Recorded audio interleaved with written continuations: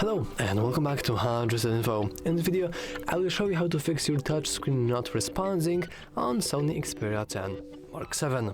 Let's begin.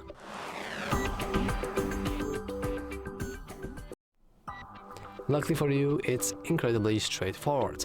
Now let's pretend that my screen froze and I can't really move anything on my screen, meaning that it's not responsive, meaning that it's frozen. It happens, it's completely normal.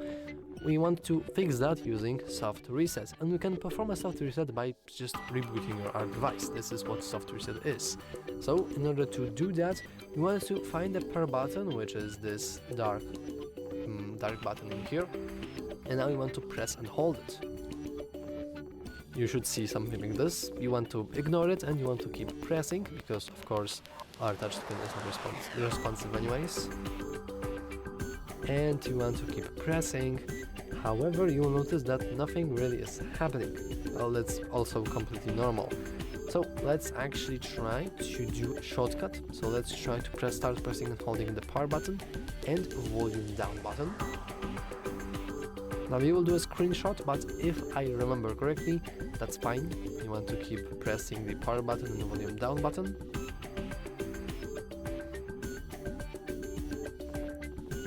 But you will soon notice that also nothing is happening, which is not very good. And as a last resort option, you can try to do the shortcut with power button and volume up button, like this. But let's actually press both buttons. So let's keep pressing that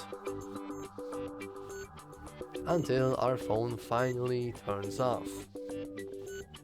And after a moment it should automatically turn itself on.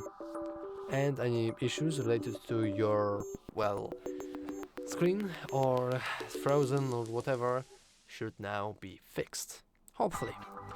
Anyway, that's all for this video. If you found it useful, make sure to leave a like, subscribe, and as always, thanks for watching. See you next time.